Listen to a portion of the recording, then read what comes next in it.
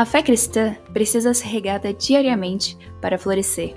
É por isso que em nossos episódios vamos explorar sobre como podemos fielmente nos apegar ao nosso Criador para florescermos em meio ao mundo caído. Então, seja bem-vinda à Fé e Tulipas. Oiê, seja bem-vinda para mais um episódio do podcast Fé e Tulipas. É uma alegria gigantesca ter você aqui para a gente continuar falando sobre o fruto do Espírito nessa série, nesse estudo que a gente está fazendo mais aprofundado. Eu não sei você, mas antes para mim era um pouco confuso essas questões de saber por que o Paulo fez uma lista, então eu tô gostando bastante porque eu tô aprendendo muito também. E o episódio de hoje a gente vai falar sobre bondade. E eu não sei da tradução que você às vezes usa na sua Bíblia, que pode ficar como, em vez de estar a tradução gentileza, pode ficar como benignidade. E porque essa é uma palavra que a gente não usa, basicamente, então, às vezes, quando a gente ouve benignidade, logo depois bondade, pode ficar meio confuso, porque são palavras que são muito parecidas, então, às vezes, a gente pode ficar sem saber se existe alguma diferença entre as duas. Então, se você não ouviu o podcast da semana passada, volta depois que você ouvir esse episódio para assistir, porque também, para ouvir, eu sempre confundo. Porque ele vai até ajudar a gente a entender que gentileza também não é a mesma coisa que bondade. E no último episódio a gente fala totalmente sobre isso. E hoje a gente vai falar sobre bondade. Então eu quero começar fazendo uma pergunta para você. Quantas vezes você já ouviu alguém dizendo que Deus é bom? Muitas vezes, né? É uma frase tão pequena, se você parar para pensar. São só 3 palavrinhas só que você provavelmente já aprendeu de cor. Que Deus é bom o tempo todo, o tempo todo. Deus é bom. Já ouviu isso? Muito provavelmente, né? Muitas vezes a gente fala, mas é interessante como que essa pequena frase, Deus é bom, pode resumir várias experiências que a gente teve na nossa vida. Várias experiências que muitas vezes são até complexas e que 3 palavras resumem tudo. Então, eu digo por mim mesma, quando durante essa quarentena que o meu coração começou a ficar descontente e o Senhor me corrigiu, a minha reação em relação a isso é simplesmente dizer: Deus é bom.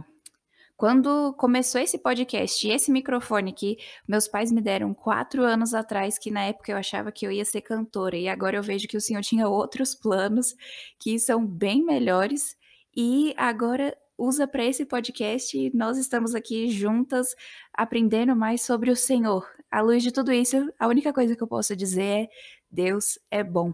E eu aposto que você também tem várias outras experiências na sua vida que a única coisa que você pode dizer, lembrando sobre elas, é: Deus é bom.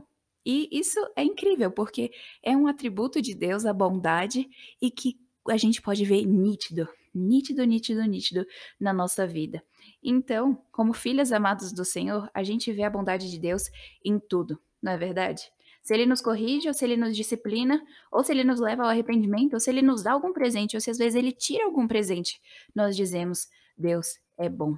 Porque a bondade de Deus a gente vê em tudo. E essa é uma das maravilhas da gente conhecer mais da Bíblia e estar meditando nela.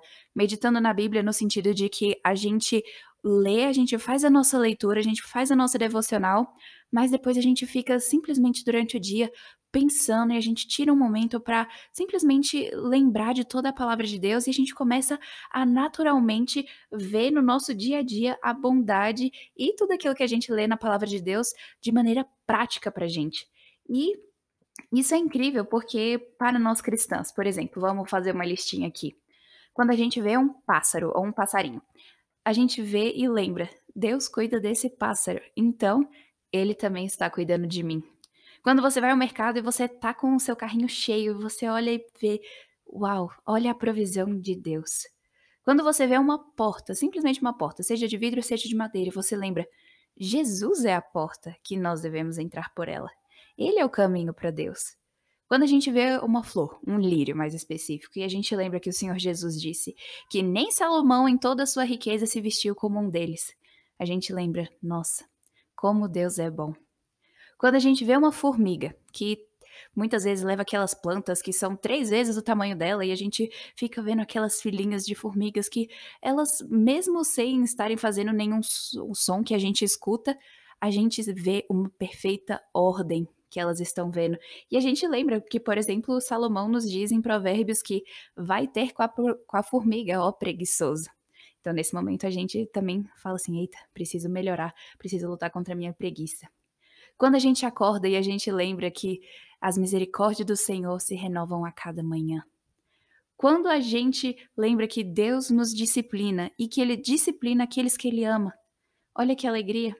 Quando a gente vê uma gazela, ou a gente vê uma foto, ou algo assim, de alguma gazelinha, a gente lembra que assim como ela tem sede de água, assim a minha alma anseia por Deus, pelo próprio Deus, como tá no Salmo 42. Quando a gente tá debaixo de uma árvore, pegando aquela sombrinha boa e que tá com aquele ventinho gostoso, e a gente lembra de quem? Jonas. E a gente para pra pensar assim: será que eu estou querendo mais o meu bem-estar ou a salvação de outras pessoas? São coisas que nos chamam à memória e que nos fazem pensar tantas e tantas coisas no nosso dia a dia. Essas são só algumas, mas naturalmente a gente vai vendo essas coisas no nosso dia a dia que simplesmente mostram que a criação de Deus proclama a bondade dele. E isso é algo lindo, porque como cristãs, em tudo nós lembramos da palavra de Deus e nós vemos a grandeza e a bondade dele em tudo. Sim, em tudo. Mas aí você já parou pra pensar? E quem não é cristão? Uma pessoa descrente. Como que ela lida com tudo isso? Ela vê uma formiga e, ah tá, que bichinho pequenininho. Às vezes acorda de manhã e, ai, mais um dia. Uma segunda-feira, ah, nem segunda-feira. Vê uma gazelinha, ah tá, que gracinha. Vê um lírio e fala assim, tem flor mais bonita. Vê uma porta e fala, ai, tá fechada, vou ter que abrir. Vai ao mercado e, ai, essa fila gigantesca. Olha que diferença. Mas acontece que mesmo que o descrente, mesmo que a pessoa que não acredita em Deus, mesmo a pessoa que não se importa com as coisas do Senhor, mesmo assim, ela recebe todas essas bênçãos. Por quê? Você já parou para pensar nisso? Porque a bondade de Deus é sobre justos e injustos, como Mateus 5, 44 e 45 diz que o Senhor Jesus nos falou. Ele disse: Eu, porém, lhes digo: amem seus inimigos e orem por quem os persegue. Desse modo, vocês agirão como verdadeiros filhos de seu Pai, que está no céu. Pois ele dá a luz do sol, tanto a maus como a bons, e faz chover tanto sobre justos como injustos. Olha só, a bondade de Deus também está presente para aquelas pessoas que não a reconhecem. Isso é interessante, né? Mas acontece que para a pessoa que não reconhece a bondade de Deus na criação, na natureza, nessas coisas que a gente fala e nessas experiências que a gente passa e a gente diz: "Uau, Deus é bom". Aquelas pessoas que não reconhecem isso porque não querem reconhecer a mão de Deus, essas pessoas estão simplesmente juntando juízo contra si mesmas. Então, não existe nenhuma vantagem em não reconhecer a Deus na obra que ele faz no nosso dia a dia, mas existe uma grande bênção em ver a mão de Deus e a bondade dele no nosso dia a dia e no nosso cotidiano. Então, essa é uma das bênçãos de ser cristã, uma a mais. Mas olha só que interessante que o Senhor Jesus, quando ele fala sobre a bondade de Deus para com as pessoas que também não são crentes, ele fala sobre a luz do sol e também sobre a chuva. Por que o Senhor Jesus fala isso? Olha só, um versículo antes, que esse está no 45, no 44 ele diz: Eu, porém, lhes digo, amem seus inimigos e orem por quem os persegue. Olha só que interessante. A bondade de Deus para com as pessoas que são descrentes é uma grande motivação para nós amarmos os nossos inimigos. E isso é interessante, porque mesmo aquelas pessoas que não reconhecem a bondade de Deus, Deus continua dando bondade a elas. Então, aquelas pessoas que também não nos mostram amor, nós também podemos derramar amor sobre elas. Então, mas às vezes você pode dizer assim: "Não, não, não, eu não tenho inimigo, sabe, eu sou uma pessoa muito amigável, não tenho inimigo com ninguém, não quero briga com ninguém". Mas aí a gente precisa analisar um pouco a nossa vida, porque inimigo não é simplesmente aquela questão de, tem o herói e o vilão, e o herói vai ganhar e o vilão vai perder, mas tem uma hora que o herói ajuda o vilão e é isso. Não necessariamente. Muitas pessoas às vezes podem ser que consigam fala a palavra inimigo e já vem uma pessoa na cabeça delas, mas muitas pessoas não. Então é por isso que a gente precisa pensar sobre perdão. Aquela pessoa que te machuca e tem horas que você simplesmente começa a se perguntar sozinha, você fecha os seus olhos e você fecha o seu pulso e você pergunta assim: "Será que aquela pessoa faz a menor ideia do quanto que ela está me machucando? Será que ela faz ideia do quanto que o que ela está fazendo dói em mim?" Nesses momentos a gente precisa perdoar. Porque isso também mostra que a gente pode não chamar aquela pessoa de inimigo, mas a gente age muitas vezes como se ela fosse. Então a gente perdoar, a gente vai estar amando aquela pessoa. Quando você pensa: "Se eu ver aquela pessoa na rua, eu vou falar tudo o que eu tô pensando". Então vem a palavra de Deus à sua mente e volta e diz: "Perdoe. Perdoe 70 vezes 7 se for necessário". E quando você tem que ser gentil com aquela pessoa que estuda com você e que sempre parece que tá fazendo alguma coisa pra atingir você, alguma coisa pra mostrar que você não é tão legal assim, alguma coisa pra mostrar que ela é melhor que você ou coisas assim, você fica com aquele sentimento no seu coração assim: "Ai, aposto que ela tá fazendo isso só pra me irritar".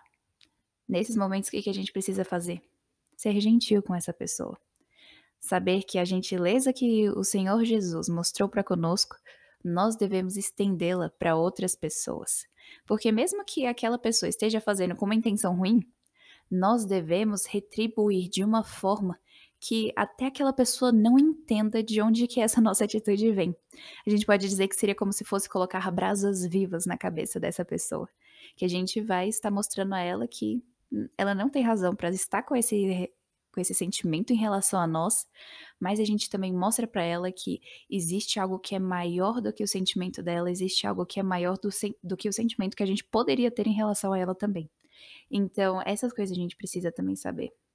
Então, quando uma pessoa chega em você extremamente estressada, te chamando de mil coisas, você pode simplesmente falar: "Olha, eu sinto muito que você tenha se sentido dessa forma. Não foi minha intenção em nenhum momento, então eu peço desculpas". Coisas assim que as a pessoa simplesmente não vai entender, mas o Espírito Santo que habita dentro de você vai estar permitindo que você haja dessa forma, para que aquela pessoa possa testemunhar mais uma vez da bondade de Deus. Ou você pode simplesmente orar por aquela pessoa que às vezes você está sentindo inveja dela e pedir a Deus para tirar essa inveja do seu coração. Às vezes você fica pensando: "Nossa, aquela pessoa não merecia aquilo que ela recebeu, eu que merecia". Mas naquele momento você simplesmente conta as suas bênçãos, diz quantas são, e você vai ver surpresa o quanto Deus já fez na sua vida. E então você pode simplesmente orar por aquela pessoa e agradecer a Deus que Ele deu algum dom, algum presente a ela. Então, dessa forma, a gente reflete a bondade de Deus com aquelas pessoas que às vezes não reconhecem ou com aquelas pessoas que às vezes não querem ver a bondade de Deus. Quando a gente mostra para elas como se fosse um outdoor, elas não têm para onde correr e elas vão ver essa bondade, mas muitas delas não vão entender. Mas é por isso que quando a gente diz: "Não eu, mas Cristo", então elas podem ver a misericórdia de Cristo sendo evidente, e aí pode até se tornar um meio para elas conhecerem o Senhor Jesus. É isso que a gente precisa saber, que seja em relação a perdão, seja em relação a sentimentos, em relação à gentileza, todas essas coisas a gente pode fazer de uma maneira que glorifique e honre ao Senhor Jesus. Mas não acaba aí. Olha só o que diz em Efésios 5, versículo 8 a 10. Pois antigamente vocês estavam mergulhados na escuridão, mas agora têm a luz no Senhor. Vivam, portanto, como filhos da luz. Pois o fruto da luz produz apenas o que é bom, justo e verdadeiro. Procurem descobrir o que agrada ao Senhor. Olha só que interessante. O fruto da luz. E a gente está falando sobre o fruto do Espírito. Olha só que legal. Paulo colocou em Efésios e depois colocou em Gálatas. E olha só, esse fruto produz apenas o que é bom, justo e verdadeiro. Você ora para fazer somente o que é bom, justo e verdadeiro? Ou você simplesmente já desiste mesmo antes de pedir? Você às vezes pensa assim: "Não, ansiedade nunca vai sair da minha vida mesmo, então eu nem vou orar para Deus tirar isso de mim". Sendo que muitas vezes a nossa ansiedade acontece quando a gente acredita em coisas que não são verdadeiras. Ou às vezes você fala assim: "Não, eu não consigo controlar minha língua mesmo não, então nem vou nem vou me esquentar com isso, não vou nem pedir sobre isso". Mas será que isso é justo? Ou às vezes você pensa: "Afinal de contas, todo mundo mente, por que eu não posso mentir também? É só uma mentirinha branca". Mas aí você pensa: "Isso é verdadeiro?". Ou às vezes você pensa assim: "Não, eu nunca vou ser perfeita mesmo, então pra que eu vou tentar?". Será que isso é bom? Acho que não, né? Então, nesses momentos a gente pode saber que nós, pela graça e pelo Espírito Santo que habita dentro de nós temos o poder, por meio de Cristo, para lutar contra o pecado em nossa vida. Então, por causa disso, a gente pode dizer como Romanos 6:22, que diz assim: "Mas agora, libertados do pecado e feitos servos de Deus, tendes o vosso fruto para a santificação e, por fim, a vida eterna". Então, por que lutar contra o pecado? Porque ele não tem mais poder sobre nós, uma vez que nós somos de Cristo. Por que buscar a santificação?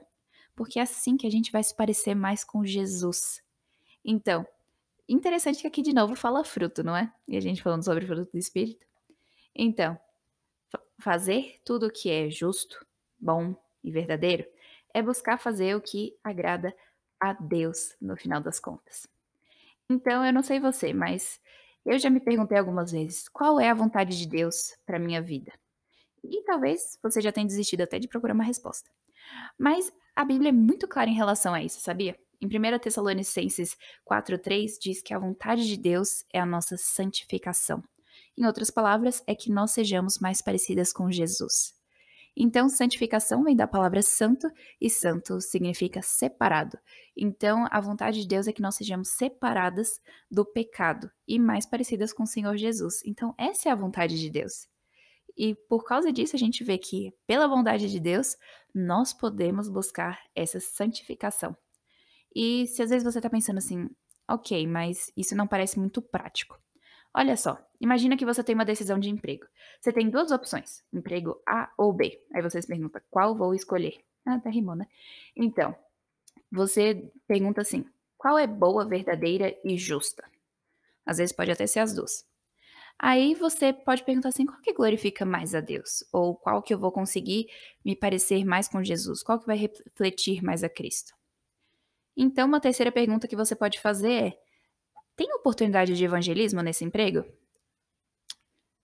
Ou quarta, se esses empregos forem em cidades diferentes da que você mora, você pode se perguntar: tem uma igreja boa que eu possa congregar nessa cidade? Ou eu vou estar indo somente pelo emprego, sem pensar no corpo de Cristo que pode estar ali?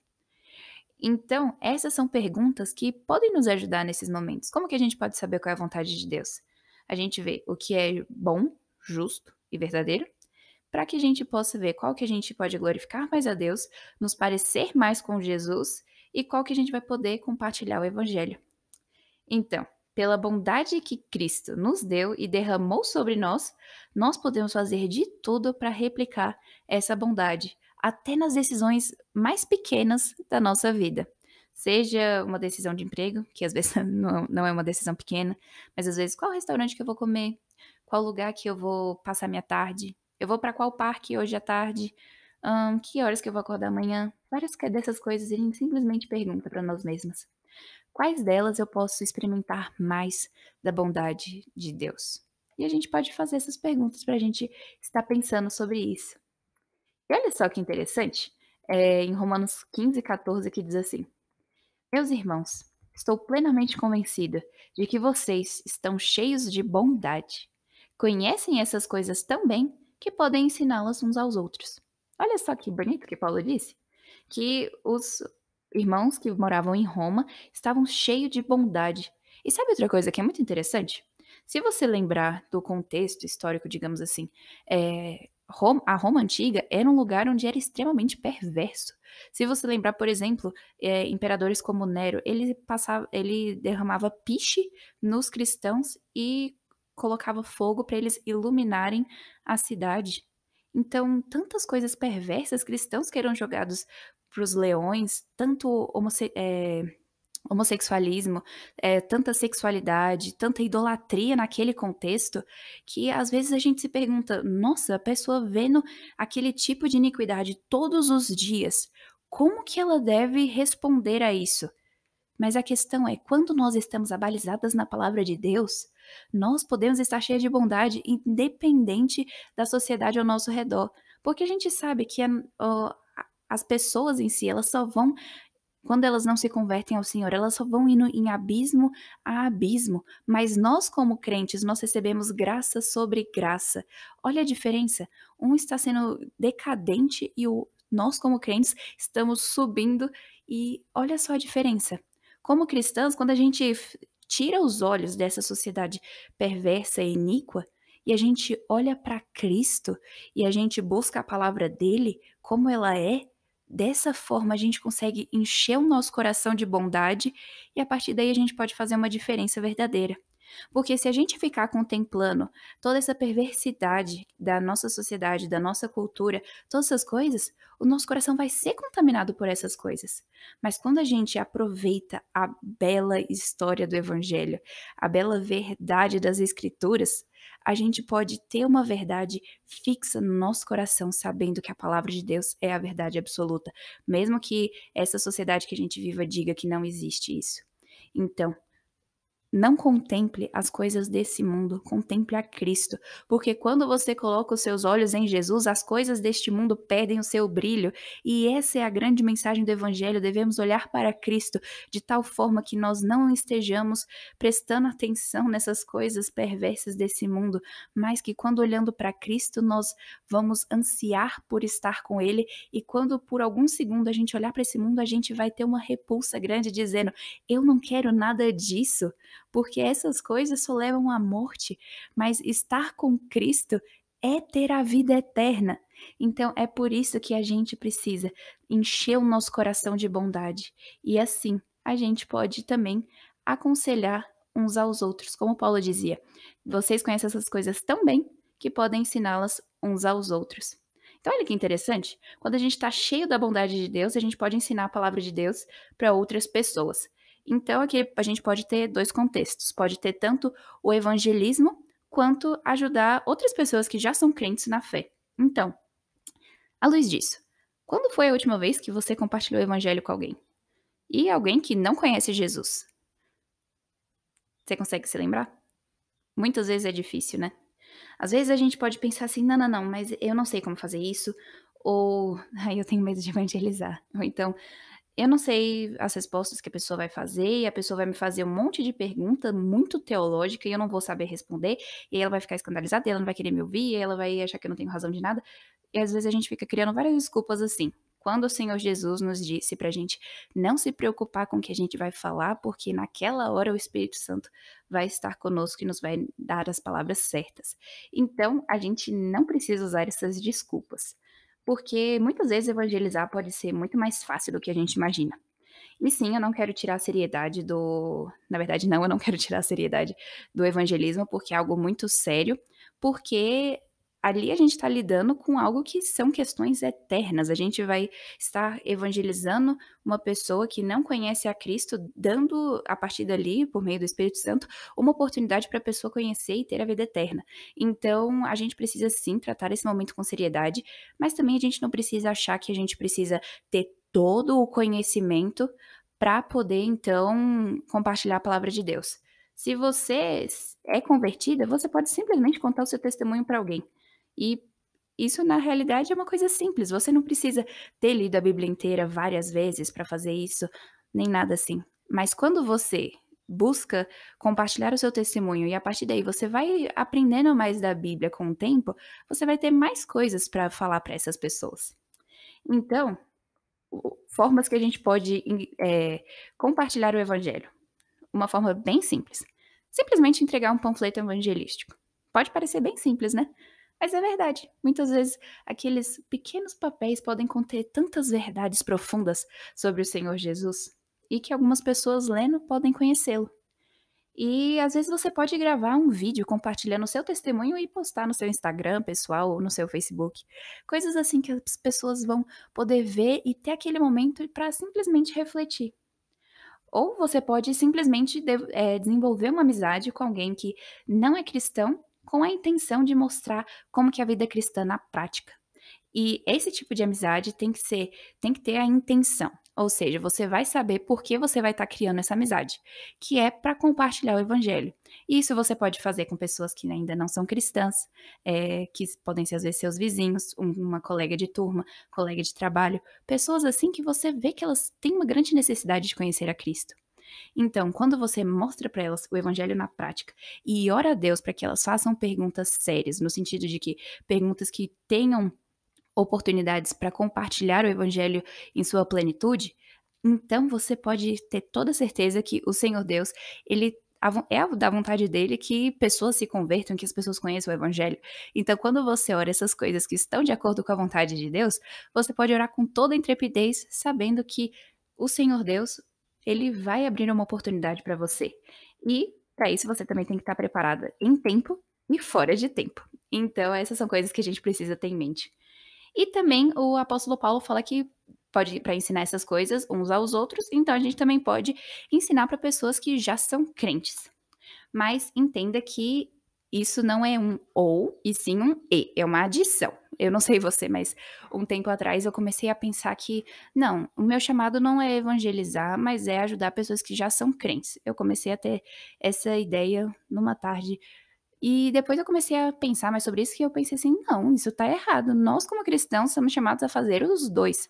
Somos chamados a evangelizar e a aconselhar uns aos outros, porque um não exclui o outro, mas os 2 são deveres de cristãos", que é basicamente o que o Senhor Jesus fez. O Senhor Jesus, ele pregou para as pessoas que ainda não conheciam e ajudou aqueles que já os conheciam, como, por exemplo, os discípulos. Jesus não excluiu um ao outro, dizendo que: "Não, agora o meu ministério é evangelizar e não aconselhar", ou vice-versa. Não, como crentes, a gente deve fazer os 2, estar preparada para fazer os 2, porque os 2 estão completamente ligados um ao outro, porque a gente vai estar simplesmente compartilhando a palavra de Deus. Então, só vai ser para pessoas diferentes e para situações diferentes, mas a mensagem continua sendo a mesma. Então, por causa disso, a gente pode sempre fazer essa adição que nós somos chamados a fazer os 2.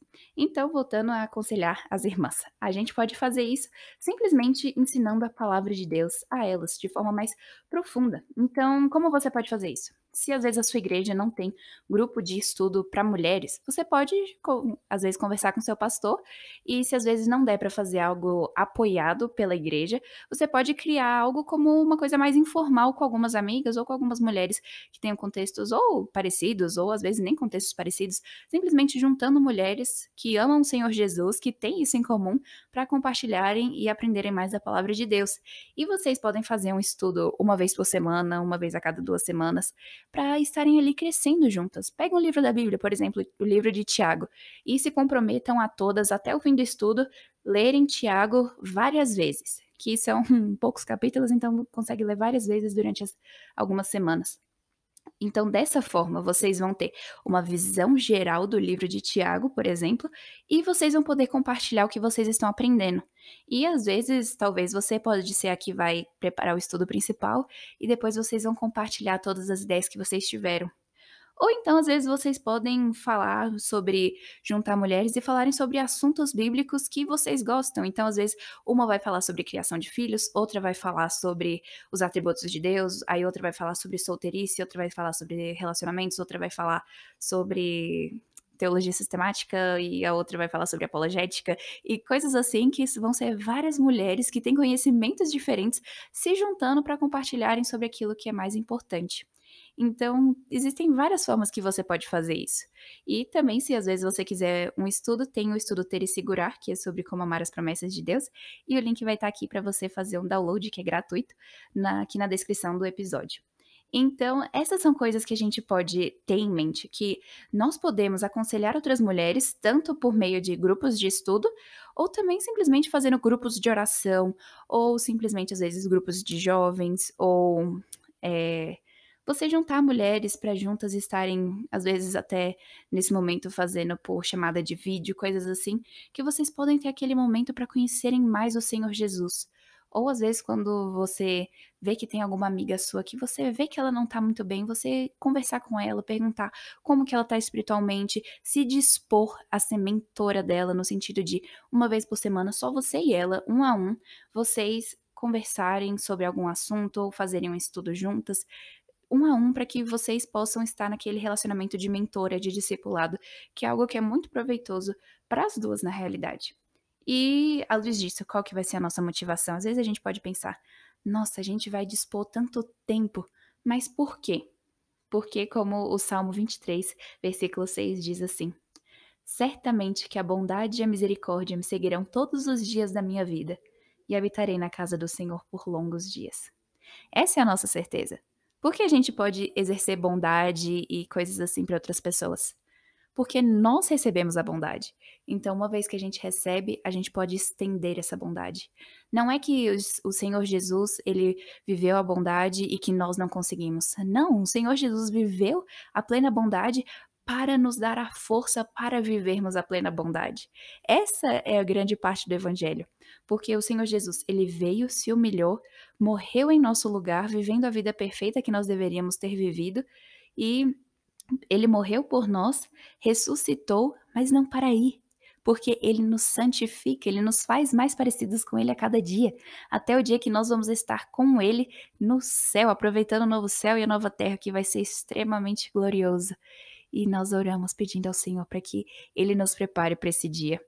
Então, à luz disso, quando a gente simplesmente lembra de toda essa beleza e glória do Evangelho, nós podemos, como irmãs amadas do Senhor Jesus, simplesmente orar a Deus agradecendo pela bondade e misericórdia do Senhor.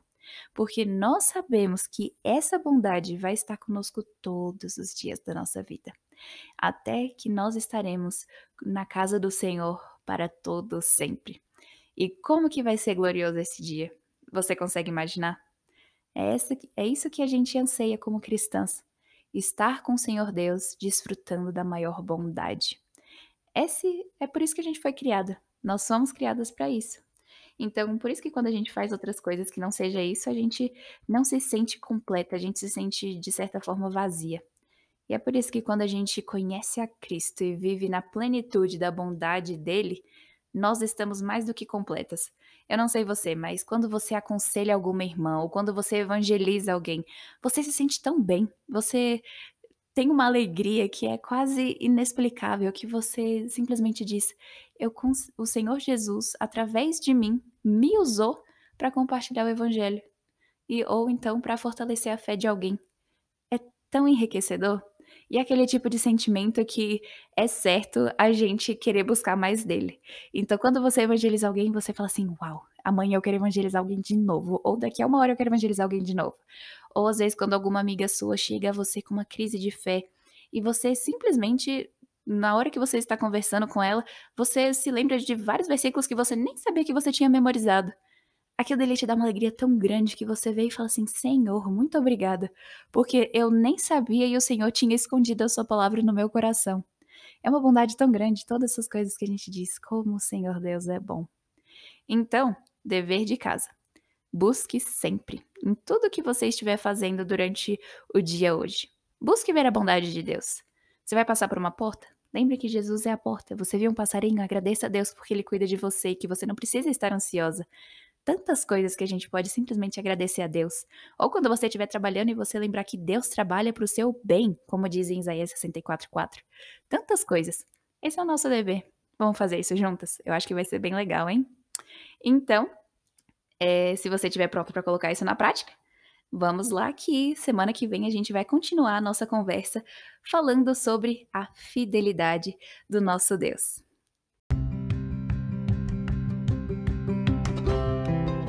Obrigada por ter escutado esse episódio do podcast Fé e Tulipas. Por isso, compartilhe com as suas amigas para que vocês estejam crescendo juntas no conhecimento do nosso Senhor.